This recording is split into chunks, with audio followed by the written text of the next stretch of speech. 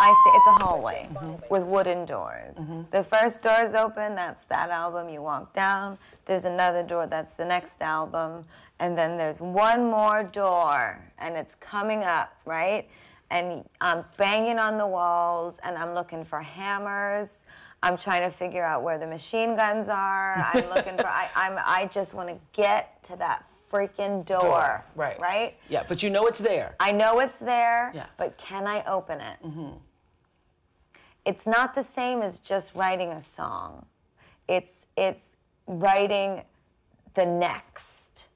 It's writing the next chapter of whatever lobe is in my brain that's waiting to be unlocked. And if people think I sound narcissistic, it's fine, because you know, Oprah, it's all I've got. It's my creativity. Yeah.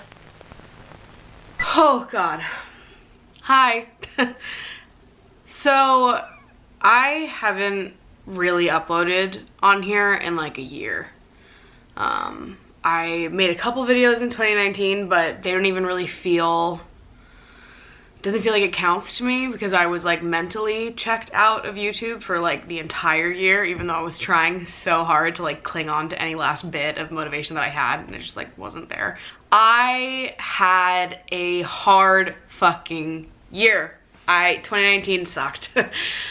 And the biggest reason why it sucked was because I was in like the worst creative block of my life. And it's funny that I even say that, because despite me feeling like I was in the biggest creative block of my life, I created my biggest project to date. I made my short film Aphrodisia all throughout 2019, and like I know that to some level I'm like selling myself short and like just being mean to myself by saying that I was in the worst creative block of my life, but that's what it felt like. And I feel like it felt like that mainly because my creative block was like directly attached to my YouTube channel and how I create content on like a day-to-day basis, rather than like this big long project that I dedicated myself to, if that makes sense. Like Aphrodisia to me felt sort of like separate from my creative block. I mean, I've been making YouTube videos for 10 years, and like I don't remember what my life was like before I started doing this. It's like I'm at a point where this is my life. I've been making videos since I was 12 years old. Like this is who I am, and like making videos and being creative is how I have coped with every bad thing that has literally ever happened to me in my life. So when I, you know, felt like I was in this creative block and I didn't have any creative video ideas, I didn't have the motivation to do it, like I just felt like I had nothing to offer this platform, it made like every hard time throughout the last year 10 times harder. The main thing here is that like I just figured out that what I have been doing on YouTube is just not who I am anymore as a creator. I am like bored by the shit that I used to make, which is like normal. You get older, your interests change, you become inspired by different things, and like you just need to listen to that. And I wasn't listening to that. I was trying really hard to like give people what I thought they wanted, because I wanted people to watch me, and I wanted people to like me, and I wanted people to subscribe, and I wanted to feel like I was succeeding in the eyes of other people, even though I was completely failing in the eyes of myself. I need to give myself permission to grow. I need to stop worrying about what everyone else thinks of me and just like listen to myself. What do I think of me? Like, what videos do I like making? What do I do that when I go to sleep at the end of the day, do I lay there and I'm like, yeah, I feel fucking fulfilled right now. I need to do more of that. Fuck. So, what have you missed? What have I been up to over the last year of my life? So I started the year by celebrating New Year's with some of my friends from high school at a party in UMass Amherst in which I knew absolutely nobody except for my friends, and wow, that shit was refreshing. A week later, I went on a girls' trip to Orlando, Florida, where each girl on the trip invited another girl, so we all had at least one connection, but most of us had never met before. A few days after that, my entire family flew to Las Vegas to see Lady Gaga's Enigma. I got deathly ill while I was there and spent the majority of the trip in the hotel room.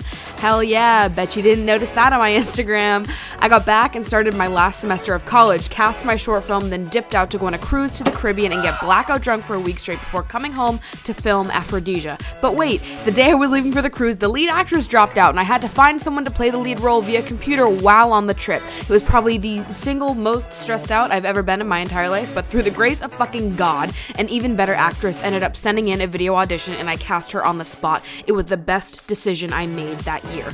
I got back, I turned 22, I cried for the majority of my birthday, and to be completely honest, I don't really remember why. I think it was some combination of just being sad that I didn't plan anything for myself while also wishing I was with my family because my mom would have made my birthday feel special anyways. I shot Aphrodisia over the course of 2 weekends, the weekend before my birthday and the weekend after my birthday, and that was the peak of my entire year. You betcha it all goes downhill from here, bitch! Aphrodisia was a blessing for many reasons, but one of the greatest rewards I got from that short was my dearest friend, Anne. Anne and I had a falling out our sophomore year of college and ended up reconnecting when I asked them to work on my short with me. Anne is one of my greatest friends, and getting them back in my life has been one of the greatest gifts of the last year. I spent the next month editing the film, and the rest of what happened during the month of April has been completely wiped from my memory. I went on dates with 2 different guys and ultimately got ghosted by both of them like 2 weeks later. Cheers, mate! Now, back to editing. Fast forward to May, where I premiered my short Aphrodisia for the first time and won the Grand Jury Award at my college showcase. This is the first time I've won anything in my entire life, so I was over the fucking moon because a bitch really worked her ass off for this shit. I deserved it and felt totally and completely fulfilled in that moment. I graduated from college and cried the entire weekend because 1, I really loved college, and 2, I felt really, really alone. 4 days after my college graduation, I started my full-time job at the company I've been interning at for the last year and a half, B-roll.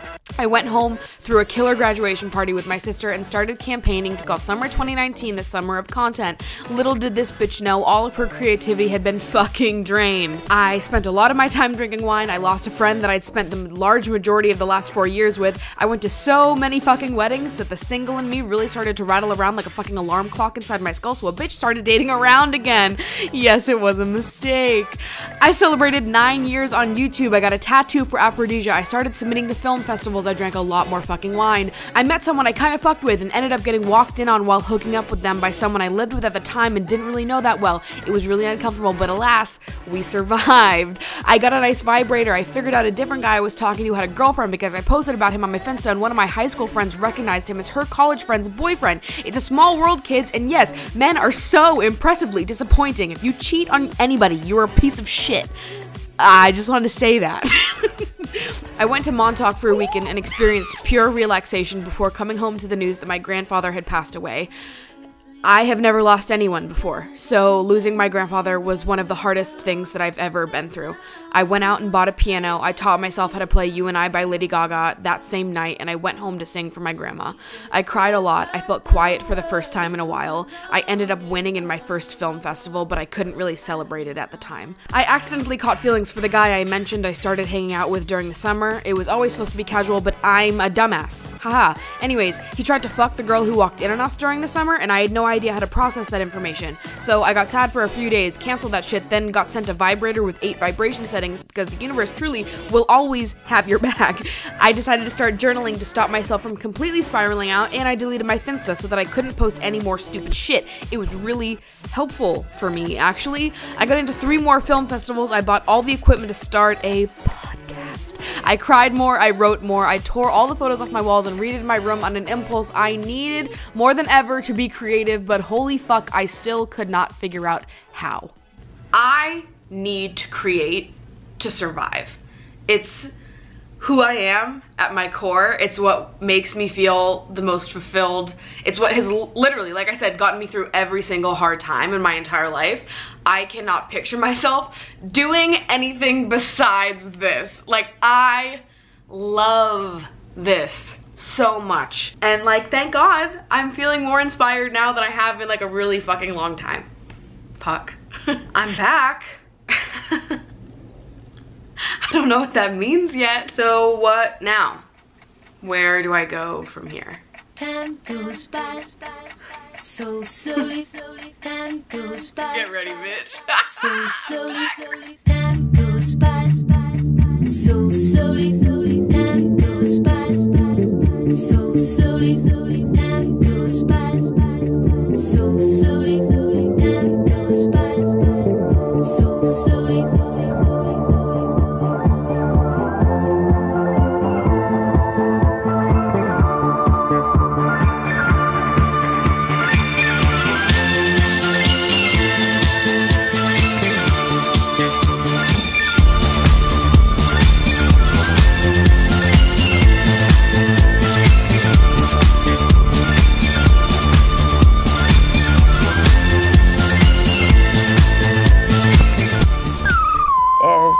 my moment for me to experience a rebirth with my own music. I have to shut it all out. The noise.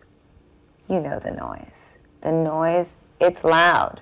You have to cancel out the noise and remember that it's your thoughts that matter.